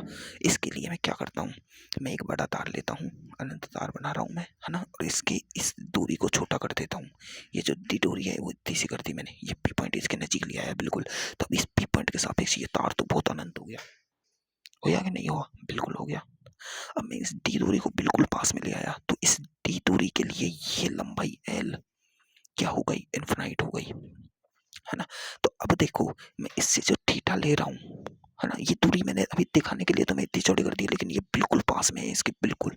तो ये दोनों दोनों थीटा, ये थीटा लगभग 90 के बराबर हो गया, ये थीटा 90 के बराबर हो गया। तो अनंत तार के लिए जो ये D theta one theta two है, ये डी दूरी पर ये जो थीटा वन थीटा टू है, क्योंकि इसका भी तो, ये भी तो अनंत तक पहुंचानी पड़ेगी, ये एंगल भी तो यहाँ जोड़ना पड़ेगा अनंत तक, बिल्कुल। तो ये जब ये थीटा वन थीटा टू है, लगभग थीटा वन बराबर लगभग थीटा टू बराबर लगभग 90 डिग्री हो जाता है। क्या हो जाता है भाई? लगभग 90 डिग्री हो जाता है। तो अब ये पॉजिटिव चार्ज है, तो अपन इसकी डायरेक्शन क्या होगी? इधर। अब देखो दोनों अनंत लंबाई के तार हैं, तो इनकी डायरेक्शन ई लंबवत नहीं लिखा जाएगा। अब क्यों नहीं लिखा जाएगा? वो फॉर्मूला से भी चेक कर लेते हैं अपन। देखो देखो, ई लंबवत का फॉर्मूला है कि lambda by D sign theta one कितना है? 90 degree plus sine theta to कितना है? 90 डिग्री। Sign 91 sign 91।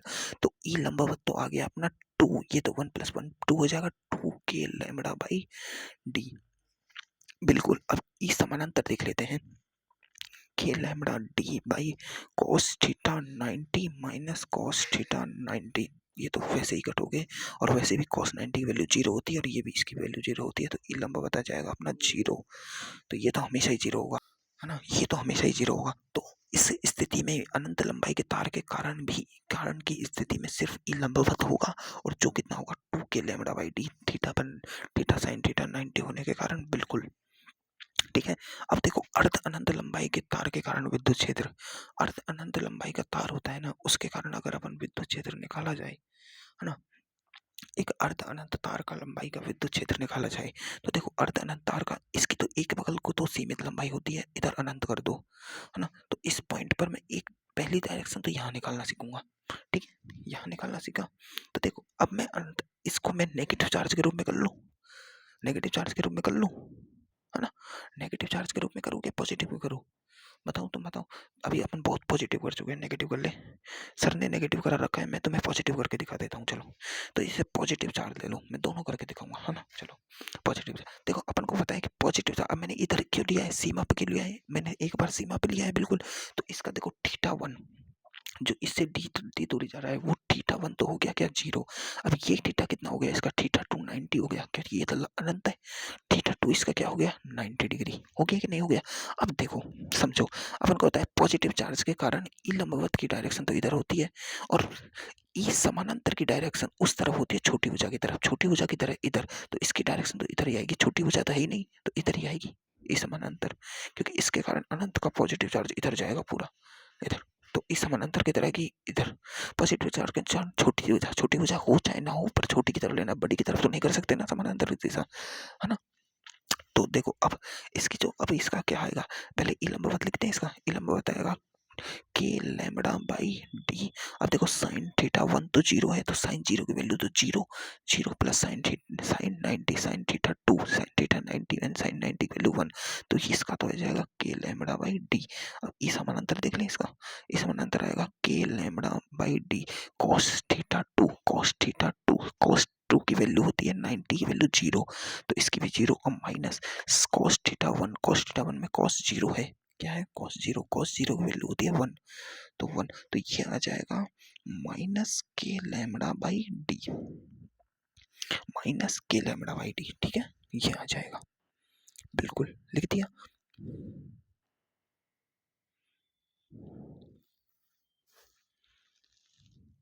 और ये माइनस क्या दिखा रहा है? डायरेक्शन दिखा रहा है, देखो डायरेक्शन इधर है, इसकी डायरेक्शन ऊपर की तरफ ही, ये दिखा रहा है बस, है ना। रुक रुक रुक रुक रुक,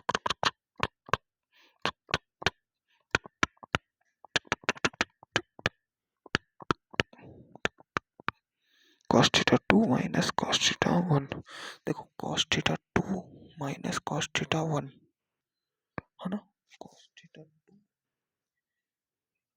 हाँ बिल्कुल। अब देखो अगर नेगेटिव चार्ज हो, अगर आवेशित रिंग नेगेटिव चार्ज हो, नेगेटिव चार्ज है ये, और ये इधर से अर्धअनंत है ना, तो इसका देखो ये टू डी दूरी पर इस पॉइंट के कारण थीटा वन तो क्या है? वही जीरो, थीटा टू क्या है? वही 90। तो देखो ई वन इसके कारण डायरेक्शन इधर होगी, बस इसकी डायरेक्शन इधर, और इसकी डायरेक्शन देखो बड़े तार की तरफ जाती है, बड़े तार की तरफ इधर, परिमाण में तो यही आएंगे, पर डायरेक्शन इसकी बस डायरेक्शन चेंज हो जाएगी, डायरेक्शन लिखना अपन को आता ही है। अब देखो एक और चीज होती है, अब सर ने तो कराया नहीं है, लेकिन मैं एक चीज बता देता हूँ तुम्हें। देखो इस केस में अपन है ना वो भी निकाल सकते हैं। देखो माइनस वाला केस में भी अपन ने सर ने निकाला है ना, अपने पॉजिटिव वाले केस के लिए निकाला था। देखो पॉजिटिव के लिए अर्धानंत के लिए देखो इस पॉइंट पर ये आया था ई लंबवत के लैम्बडा बाई डी, और ई समानांतर जो ऊपर आया था, ई समानांतर को इसे यहाँ लिख रहा हूँ, वो आया था माइनस के लैम्बडा बाई डी। माइनस को हटा दो, ये क्या आ रहा है, वेक्टर में आ रहे हैं। तो देखो इसका वेक्टर ये ई लंबवत है, ये ई समानांतर है, इसका ई नेट ये आएगा। ई नेट देखो दोनों वेक्टर सेम है, दोनों वेक्टर सेम है परिमाण में, दोनों वेक्टर परिमाण में सेम है। ये भी ई है और ये भी ई है, और दोनों 90 डिग्री पर है। तो इसका नेट आएगा √2e, और जो कितना हो जाएगा √2 के लैम्बडा बाई डी, क्योंकि वो क्या है वेक्टर 90 डिग्री पर है। ऐसे ही सर ने नेगेटिव वाले क्या करा रखा है, उनकी डायरेक्शन अलग है, बस तरीका है। अब देखो एक और क्वेश्चन होते हैं, कुछ क्वेश्चन और भी होते हैं। क्वेश्चन क्या है भाई, क्वेश्चन ये समझो कि अभी अर्धानंत लंबाई का तार है ना, इनकी इस इधर ये इस साइज का इन्फिनाइट है ना। अब मैं इसको इस तरह से पी बिंदु पर ले रहा हूँ, ये पॉइंट पी पॉइंट ले लिया। अब देखो ये तो इन्फिनाइट है, तो इसका θ2 ये तो 90 डिग्री हो जाएगा, क्योंकि ये हिस्सा तो इन्फिनाइट है भाई। इसमें तुम 10 मीटर ले लो अनंत, तो भाई करोड़ों में होगा, खत्म ही नहीं होगा। तो ये अब ये θ1 हो जाएगा कितना भी, ये तो मैंने एल लंबाई ले ली, अर्धअनंत तार की एल लंबाई। इसकी लंबाई को कैलकुलेट नहीं किया जा सकता, ये तो बहुत लंबी है भाई, ये लंबाई कैलकुलेट नहीं हो सकती, ये तो अनंत है, ये दूरी दो है। तो अब अपन इसके लिए कैसे लिखेंगे, तो देखो वही अपना, देखो ये अगर नेगेटिव चार्ज रिंग है, नेगेटिव चार्ज रिंग है ना, नेगेटिव चार्ज रिंग है, तो E1 की ई लंबवत की डायरेक्शन तो इधर होगी, और जो इस समानांतर की डायरेक्शन होगी वो कहाँ होगी, इस समानांतर की डायरेक्शन होगी बड़े की तरफ, बड़ा की तरफ इधर होता है। इस समानांतर की डायरेक्शन डायरेक्शन लिख दी अपन ने नेगेटिव के लिए। तो देखो अब अपन ई लंबवत लिखते हैं, वो क्या है के lambda by D sine θ1 plus sine θ2। तो देखो ई लंबवत के लैम्बडा बाई डी साइन θ1 कितना है साइन θ1। अब मैंने 30 डिग्री पर ले लिया इसे, कैलकुलेशन कर रहा हूँ मैं, 30 डिग्री पर ले लिया, तो साइन 30 की वैल्यू कितनी हो जाएगी 1/2, 1/2 प्लस ये कितना हो जाएगा साइन θ2 कितना है 90, 90 की वैल्यू होती है 1। तो ये ई लंबवत आ जाएगा अपना के लैम्बडा बाई 2 3/2, यानी 3 के लैम्बडा बाई 4। कैलकुलेशन के हिसाब से क्वेश्चन बना रहा हूँ मैं, है ना। अब ये देखो ई लंबवत की डायरेक्शन तो अपन को पता है, तो दो अपन को नेगेटिव से पॉजिटिव नहीं लेना है ना। तो ई लैम्बडा क्या आ जाएगा के लैम्बडा बाई डी cos θ2, टू क्या है 90 डिग्री, ये θ1 है ये θ2 है, cos θ2 कितना है 90 डिग्री। cos 90 की वैल्यू क्या होती है 0, cos 90 की वैल्यू क्या होती है 0 माइनस cos θ1 की वैल्यू कितनी है 30 डिग्री, cos θ1 की cos 30 की वैल्यू कितनी होती है भाई, cos 30 की वैल्यू होती है 1/√3/2, √3/2। तो ये आ जाएगा अपना, ये D2 कैसे ले दिया मैंने भाई, ये तो डी का डी रहेगा 2D, सॉरी थोड़ा गलती कर दी। तो √3/2D के लैम्बडा। अब इसमें है ना, ये देखो माइनस में, माइनस सिर्फ डायरेक्शन दिखा रहा है, इसको कोई लेन देना नहीं है ये। अब देखो अपन को देखो ई लंबवत इधर आया, ई समानांतर इधर आया, इसकी वैल्यू √3 के लैम्बडा बाई 2D, इसकी वैल्यू 3 के लैम्बडा बाई 2D। इसका ई नेट नहीं निकाल सकते तुम, दोनों वेक्टर कितने हैं 90 डिग्री पर है, 90 डिग्री पर है, तो इसका ऐसे निकाल लो कि ई लंबवत का स्क्वायर प्लस ई समानांतर, ई लंबवत का स्क्वायर बटे ई समानांतर का स्क्वायर का रूट, ऐसे निकाल दो। क्योंकि यार अपने वो वेक्टर का फॉर्मूला पढ़ा था A square plus B square plus 2ab cos theta. Cos क्या है 90 डिग्री है दोनों के बीच का, दोनों के बीच में एंगल कितना है 90 डिग्री। तो कॉस 90 की वैल्यू 0 होती है, तो ये वैल्यू 0 हो जाएगी, यही बचेगा बस। तो ये तो मैंने तुम्हें सिखाया है ना करना, बिल्कुल सिखाया है भाई, क्यों नहीं करना सिखाया है। तो ऐसे कर देंगे, कोई दिक्कत नहीं। अगर पॉजिटिव वाला होता तो इसकी देखो E1 की डायरेक्शन इधर हो जाती, ई लंबवत की डायरेक्शन छोटी भुजा की तरफ हो जाती, इधर ई नेट इधर आ जाता। कर सकते थे बिल्कुल। अब तुम्हें मतलब ये तार में, आवेशित तार में विद्युत क्षेत्र कभी भी तुम अटक नहीं सकते। अब आवेशित तार में तुम विद्युत क्षेत्र कभी नहीं अटकोगे, मतलब तुम आवेशित तार में विद्युत क्षेत्र और और और आवेशित तार में चुंबकीय क्षेत्र में भी कभी नहीं अटकोगे तुम। आवेशित तार में विद्युत क्षेत्र में कभी नहीं अटकोगे, और ना ही अब तुम कभी आवेशित चुंबकीय क्षेत्र में कभी अटकोगे। कैसे? चुंबकीय क्षेत्र में देखो के होती है, यहाँ पर है 1/4 पाई एप्सिलॉन नॉट। वहां के नहीं होता, वहां पर इसकी जगह 1/4 पाई एप्सिलॉन नॉट की जगह म्यू नॉट आता है। यह है माध्यम की चुंबकीयशील और निर्वात की चुंबकशीलता। तो अब इस के की जगह जगह तुम सब कुछ लिख दो। देखो मैं तुम्हें के की जगह बस ये लिखना है तुम्हें, और सारे क्वेश्चंस के आंसर आएंगे। देखो मैं दिखाता हूँ।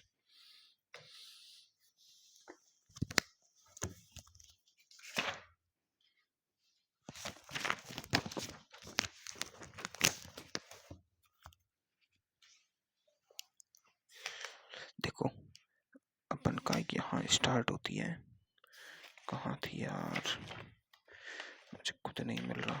हाँ ये रही।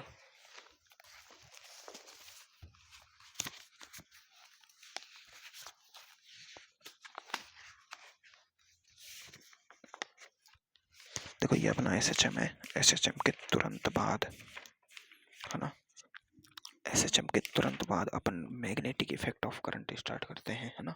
मैग्नेटिक इफेक्ट ऑफ करंट, इसमें देखो ये तुम्हें धारावाही तारक ये रहा। देखो वायु सावर्ट का नियम, पहला नियम, सीमित लंबाई के तार के कारण विद्युत क्षेत्र। मैंने तुम्हें क्या बताया था? 1/, हाँ ये थोड़ी सी गलती कर दी मैंने। जो ये के होता है ना, इसमें जो ये म्यू होता है, ये म्यू ऊपर आता है, यानी म्यू नॉट/4 पाई एप्सिलॉन आता है ये।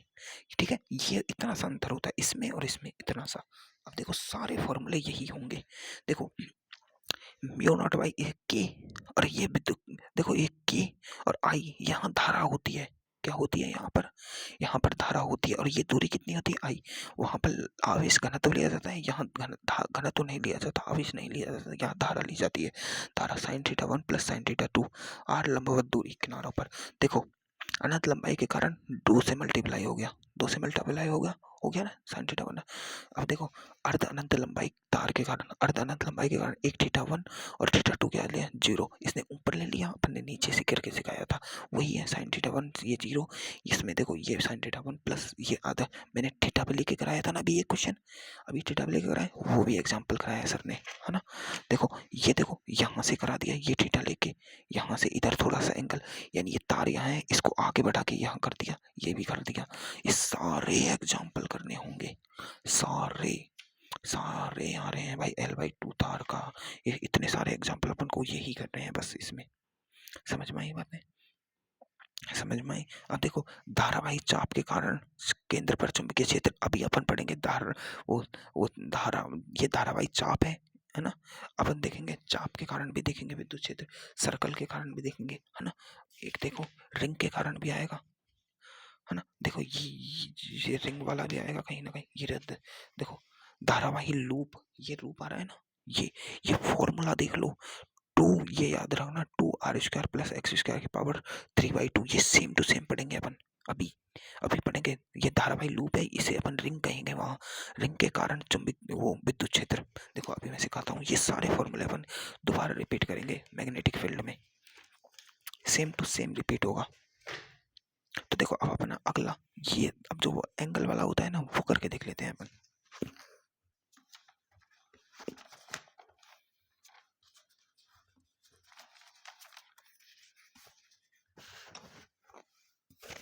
देखो ये बिंदु P पर विद्युत क्षेत्र सर ने निकलवाया है ना, ये सेम यही है कि एक, अरे यार ये क्वेश्चन मेरे खुद को समझ नहीं आ रहा, मेरे में कुछ दिख नहीं रहा ढंग से यार। हाँ हाँ ठीक है, ये वाला ना बिंदु P पर विद्युत क्षेत्र, तुम ना मुझे अपने इसके नोट्स वो पन्ना भेजना, उसके बाद मैं कराऊंगा। तुम्हें ये मेरे में सही से लिख नहीं रहा यार, मैं क्या करूँ बताओ। अब देखो अपन ने अभी वो चाप के कारण विद्युत क्षेत्र देखा था ना वहां पर, तो यहाँ पर भी अपन देख लेते हैं वही चीज। अगले नेक्स्ट पेज पर अपना है ना कि थीटा कोण वाली वलय के केंद्र पर चुंबकीय क्षेत्र। ये देखो थीटा कोण वाली वलय के केंद्र पर चुंबकीय ओ विद्युत क्षेत्र। देखो अपन ने गुरुत्वाकर्षण में सेम फॉर्मूला पढ़ा था, यही मैंने तुम्हें कराई थी कि नहीं कराई? ये कि ऐसे चाप था, इसके कारण विद्युत क्षेत्र तुम्हें कराया था मैंने, ऐसे वो गुरुत्वाकर्षण क्षेत्र। तो उसकी जो ई नेट की डायरेक्शन आ रही थी, ये E1 जा रहा था, ये E2 जा रहा था, ये E1 ये E2, इसका जो वो G1 F1 और E1 E2 ई नेट आ रहा था, वो क्या था? ई नेट था क्या था कि वो था two two G lambda by r sine theta by two, है ना? ये था। अब मैंने तुम्हें उसमें नहीं कराया, शायद ये नहीं कराया, मुझे याद आ गया, ग्रेविटेशन में नहीं कराया मैंने। तो तुम्हें यहाँ ये याद ही रखना है। देखो ये फॉर्मूले तो तुम्हें याद ही रखने।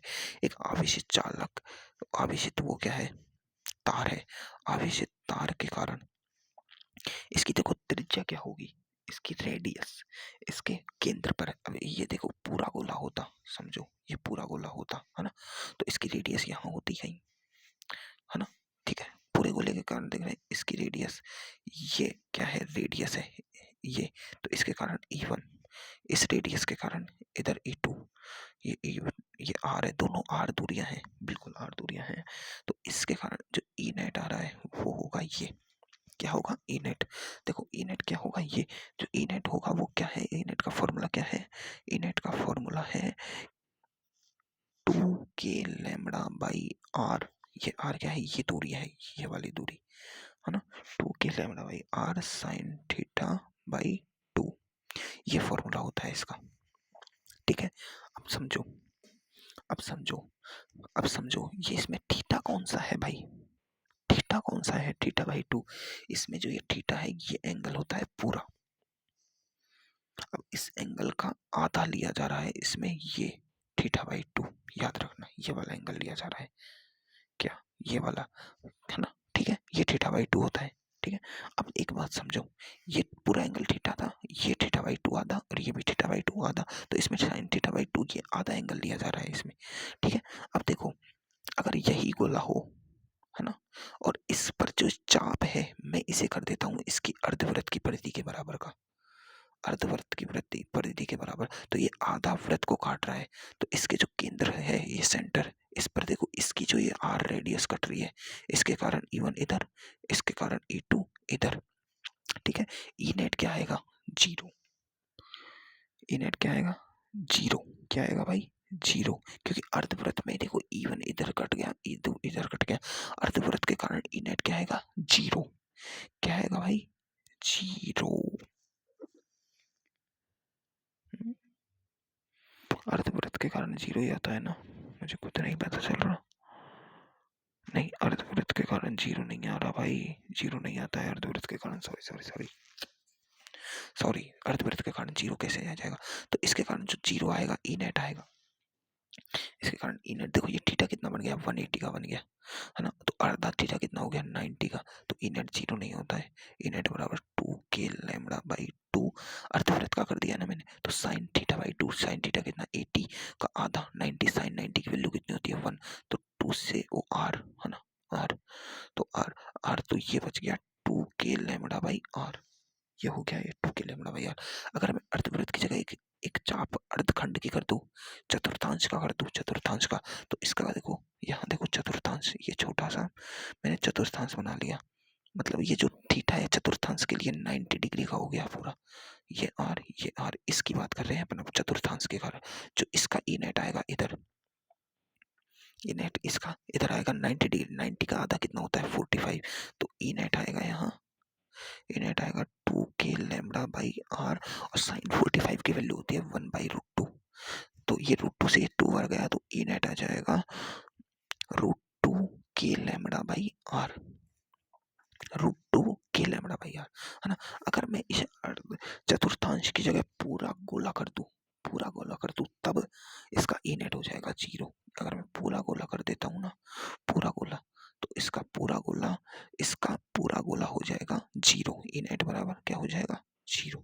क्या हो जाएगा? पूरे गोले के कारण क्या हो जाएगा? 0। लेकिन अब मैं क्या करता हूँ, अब मैं करता हूँ कि इसका सिर्फ एक हिस्सा छोड़ता हूँ, एक चतुर्थांश छोड़ता हूँ, बाकी पूरे में चार्ज कर देता हूँ।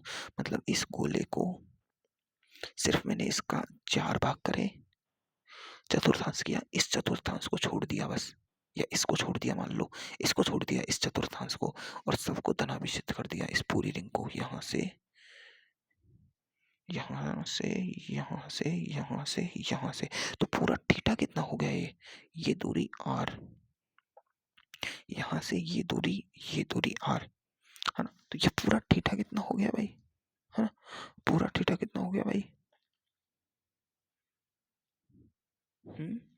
पूरा थीटा कितना हो गया भाई, पूरा थीटा हो गया ये टोटल 90 घटा दो तो 270 थीटा बचा, है ना। इसका जो ई नेट आएगा ना, इधर इधर इधर इधर, ये ई नेट इतना आएगा, इतना ई नेट। अब जो ये ई नेट आएगा वो अगर तुम इसके कारण होता ना, उसके बराबर ही आएगा। किसके कारण, इसके कारण, क्योंकि इसके कारण ई नेट भी तो यही आता था, इस पूरे के कारण भी ई नेट यही आ रहा है ना। तो ई नेट ऐसे, पर ये वाला एग्जांपल सर ने कराया नहीं है तो अपन को भी करने की जरूरत नहीं है। पर सर ने कौन सा कराया, सर ने ये वाला कराया है। देखो सर ने किया है कि ये लिया है एक गोला, इसके दो हिस्से कर दिए, है ना, दो हिस्से कर दिए, आधे को कर दिया धनाभिषिक्त और आधे को कर दिया इन्होंने ऋणाभिषिक्त और ऋणाभिषिक्त। ये एग्जाम्पल कराया सर ने। देखो क्या कर दिया है, ऋणाभिषित। देखो धनाभिषित के कारण जो इलेक्ट्रिक फील्ड केंद्र पर आएगी, इलेक्ट्रिक फील्ड जो केंद्र पर आएगी, देखो धनाभिषित को मत लो, तुम ऐसा करो कि एक एक चतुर्थांश का ले लो।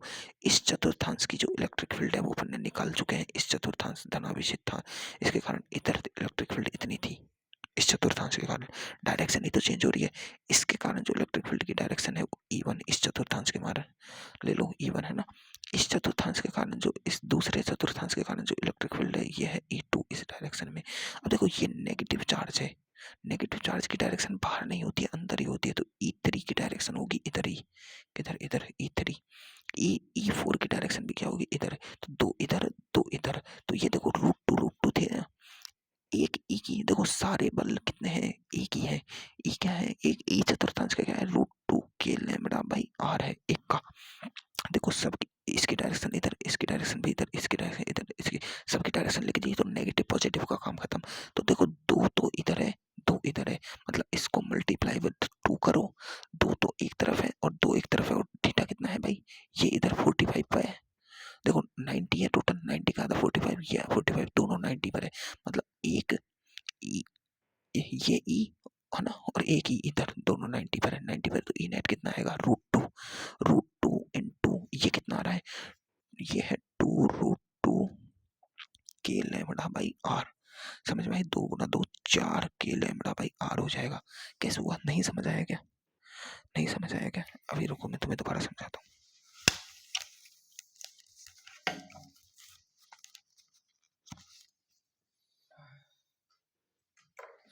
देखो अभी मैंने तुम्हें चतुर्थांश का निकालना सिखाया था, चतुर्थांश के लिए, है ना, वो फॉर्मूले से।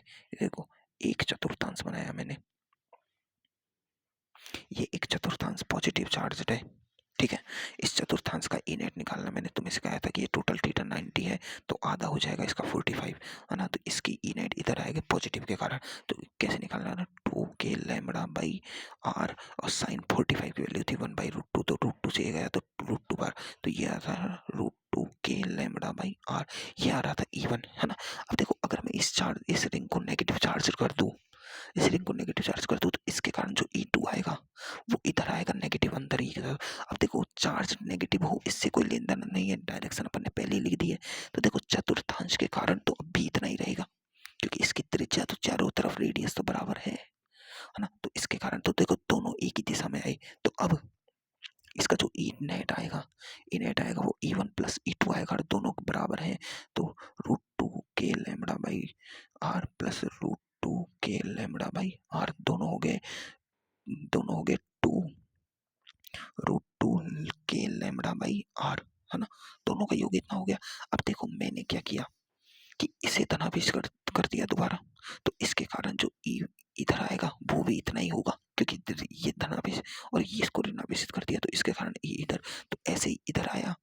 देखो एक ये वाला इधर कितना आ रहा है, 2 √2 के लैम्बडा बाई आर, और इधर आ रहा है, दोनों 45 पर है इससे, ये 45 तो दोनों का एंगल 90 डिग्री। ये भी आ रहा है ई कितना, 2 √2 के लैम्बडा बाई और इन दोनों का योग होगा, जो ई नेट आएगा वो √2 ये आएगा, √2 आएगा ना, तो 2 से 2 गएगा, 2 × 2 यानी इधर मल्टीप्लाई विद √2 और कर दो, इसका ई नेट आ जाएगा ये 4k λ/r, क्योंकि √2 गुना 2 √2 2 गुना 2 4, ये ऐसे आ जाएगा। समझ में आई बात? अभी मैंने तुम्हें एक और चीज सिखा रहा था ना, इसका मान लो मैं इसका एक अर्ध चतुर्थांश छोड़ू और मैं सबको नेगेटिव आवेशित कर दूं, नेगेटिव आवेशित कर दिया सबको, है ना। अपन को चतुर्थांश का निकालना था, एक छोड़ा है मैंने बस। तो देखो इस चतुर्थांश के कारण इसका ई इधर आएगा, E1 सेम ही आएगा, ई चतुर्थांश का, इस चतुर्थांश का ई इधर और इस चतुर्थांश का ई इधर। देखो इस चतुर्थांश का ई इस चतुर्थांश के ई को काट देगा, इसका ई सिर्फ बचेगा इधर नेगेटिवली, और वो कितना होगा, ई नेट टोटल कितना आएगा, √2k λ/r। नेगेटिव पॉजिटिव अपन को सिर्फ डायरेक्शन बताता है, अपन को पता है नेगेटिव के कारण ई की दिशा इधर आती है। अगर यही पॉजिटिव लिया जाए और एक चतुर्थांश छोड़ दिया जाए, बस मान लो ये चतुर्थांश छोड़ दिया और ये सब बेटा पॉजिटिव ले लिया, तो एक चतुर्थांश है, इसके कारण ई आएगा, इसका ई इधर, इसके कारण इस चतुर्थांश के कारण ई आएगा इधर, है ना, ई, और इस चतुर्थांश के कारण ई, तो ये दोनों ई तो एक दूसरे को काट देंगे, ई ये बचेगा, बस इसकी डायरेक्शन इधर होगी, खाली की तरफ, इधर खाली से दूर की तरफ आ रही है नेट डायरेक्शन। बस ई निकालना ही तो सीखना है अपन को।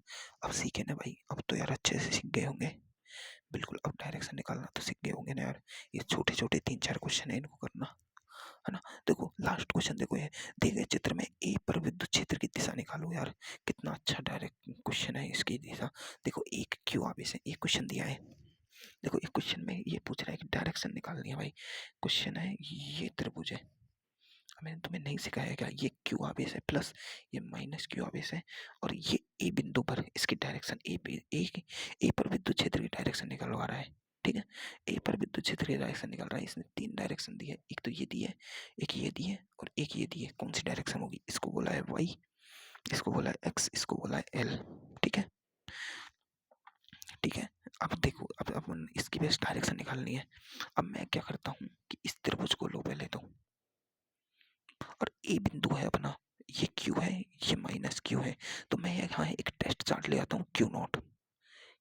अब क्यू नॉट की डायरेक्शन कैसी होती है, पॉजिटिव, तो क्यू नॉट इस क्यू पॉजिटिव क्यू का इस पॉजिटिव के कारण विद्युत क्षेत्र ई बाहर की तरफ, बिल्कुल बाहर की तरफ प्रतिकर्षण का विद्युत क्षेत्र होगा, इस नेगेटिव के कारण इस क्यू को अट्रैक्शन का फोर्स होगा, अट्रैक्शन का E1। अब देखो E2 होगा अट्रैक्शन का, देखो ये इसका परिमाण क्यों है, इसका भी परिमाण क्यों है, तो मतलब E1 बराबर E2 है, E1 बराबर E2 है, क्योंकि परिमाण बराबर है ना इनके, इनके परिमाण, और इसका तो एक ही है फिक्स, एकांकावेश। तो इन दोनों, ये दोनों कितने हो गए, देखो समबाहु त्रिभुज है, ये 60 है, ये 60 है, ये 60 है, और ये 120 होता है समबाहु का बाहर का, है ना, ये 120, तो इनका एंगल आएगा ई इधर, परिमाण भी निकाल दिया अपन ने, ई आएगा, क्योंकि जब दो वेक्टर समान हो और 120 डिग्री एंगल पर हो तो उसका आंसर सेम ही आता है, सेम आता है कि अपन ने देखा, अगर दो वेक्टर 90 डिग्री पर हो तो √2 ए आएगा, दो ए वेक्टर, अगर दो ए वेक्टर 60 डिग्री पर है तो √3 ए आएगा, दो ए वेक्टर सेम अगर 120 डिग्री पर है तो उसका आंसर ए ही आएगा। ये अपने भाई वेक्टर में निकालना सीख लिया था, बिल्कुल। अब देखो ये छोटा सा क्वेश्चन नहीं हो गया क्या, हो जाएगा भाई, डायरेक्शन ही तो है यार, कर दो, है ना, कर देंगे ना भाई। अब ये देखो एक क्वेश्चन है, अब देखो गुणोत्तर श्रेणी वाले क्वेश्चन अपन को आने चाहिए, गुणोत्तर श्रेणी वाले क्वेश्चन अपन को आने चाहिए। पहले ये छोटा सा क्वेश्चन करते हैं अपन ना,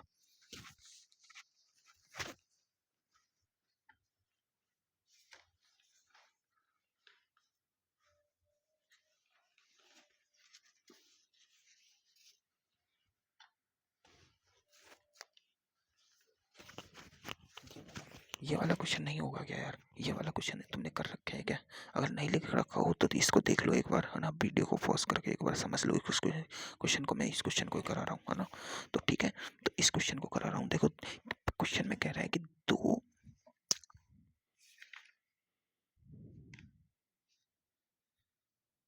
अरे यार इन क्वेश्चनों को मैं ना नेक्स्ट क्लास में कराऊंगा, पहले एक बार ना थोड़ा सा और अपन देख लेते हैं।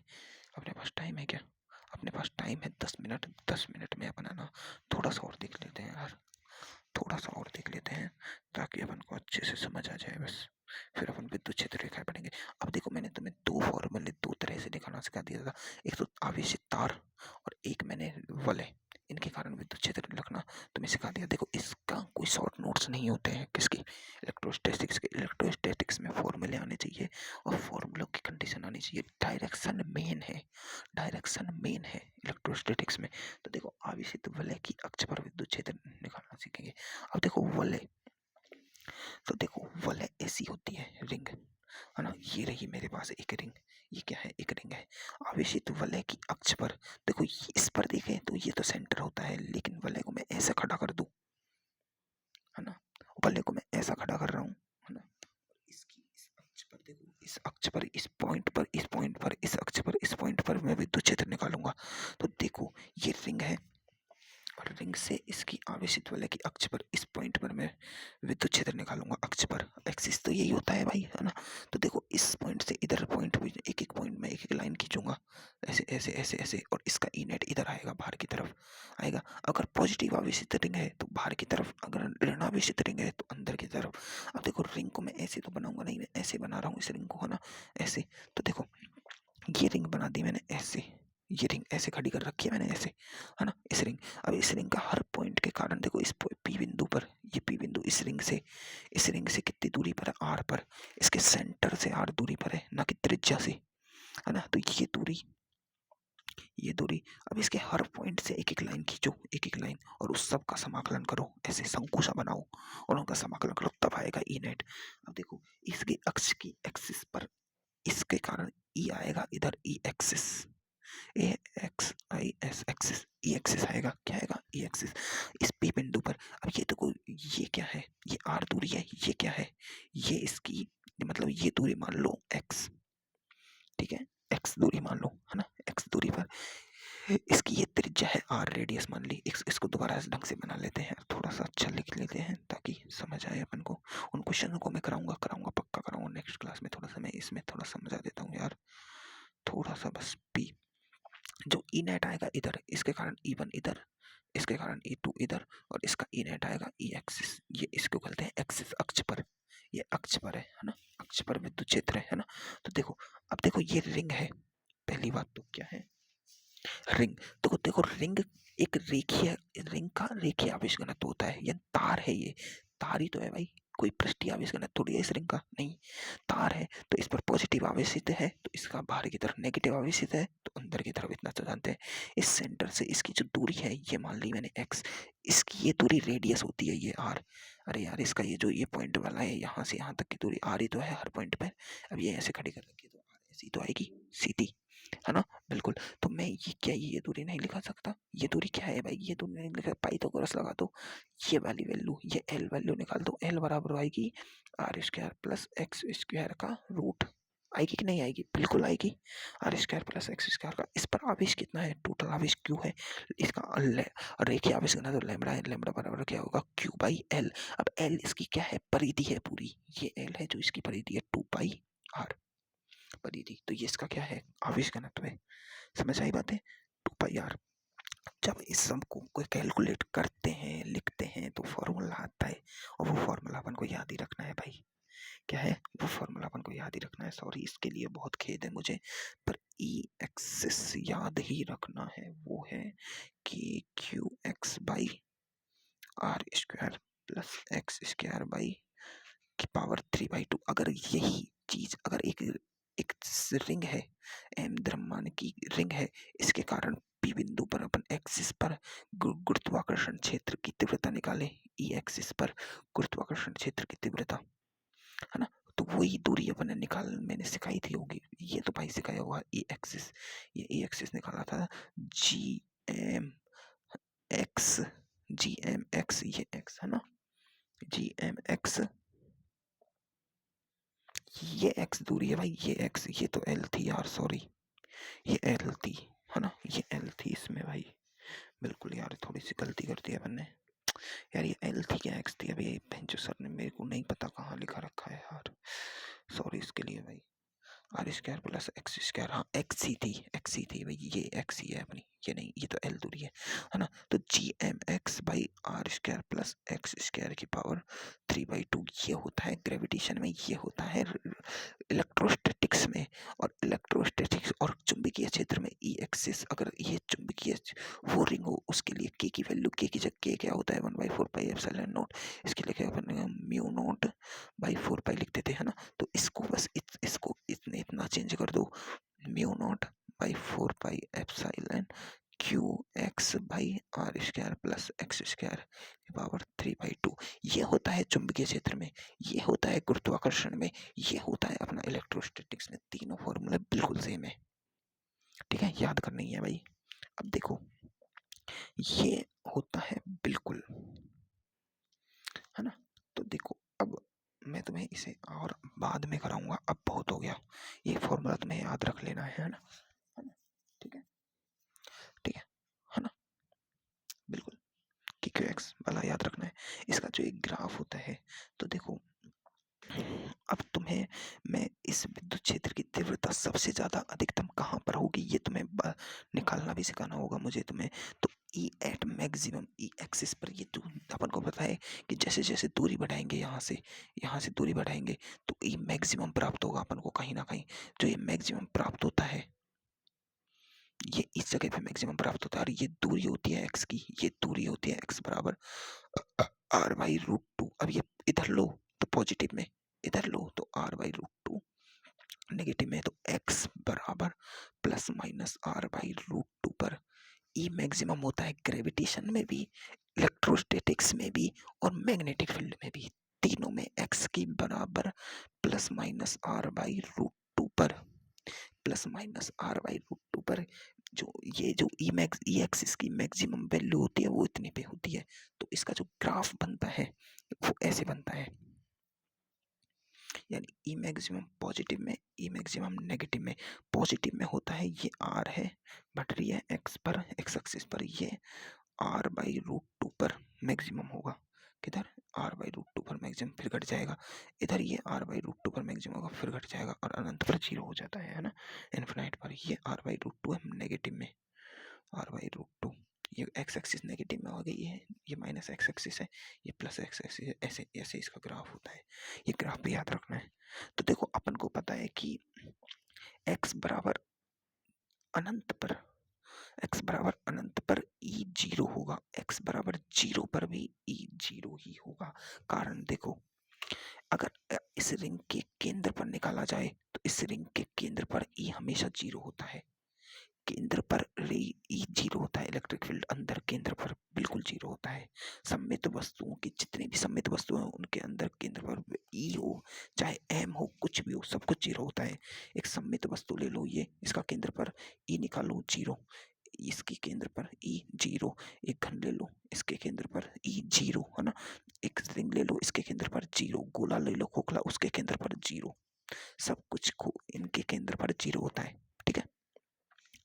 खोखला गोला, अगर तुम आवेशित ठोस गोला भी लोगे ना तो उसका भी आवेश हमेशा बाहर होता है, क्योंकि जो आवेश होता है वो सतह पर होता है, इस कारण उसके अंदर भी 0 होता है। सिर्फ फर्क पड़ेगा ठोस कुचालक गोले पे जहां आवेश देंगे वो वहीं रहेगा, है ना, ये फर्क पड़ेगा। तो ये बात तुम्हें याद रखनी है, क्या वाली बात, कि ई अक्स हमेशा, मतलब इलेक्ट्रिक फील्ड चाहे ग्रेविटेशन की हो, चाहे वो ई यानी विद्युत क्षेत्र की तीव्रता हो, चाहे गुरुत्वाकर्षण क्षेत्र की तीव्रता हो, सममित वस्तुओं के केंद्र पर 0 होती है। सममित वस्तुओं के केंद्र पर 0 होती है, और उस सममित वस्तु से, चाहे वस्तु कैसी भी हो, उससे इनफिनाइट दूरी पर ई भी क्या होती है 0, क्योंकि दूरी के साथ ई घटती है। देखो ई समानुपाती 1/r² है, दूरी जितनी ज्यादा हो जाएगी ई उतनी कम हो जाएगी। अगर दूरी अनंत हो जाए तो ई 0 हो जाएगी, और केंद्र पर भी ई 0 होती है, हमेशा याद रखने की बात है।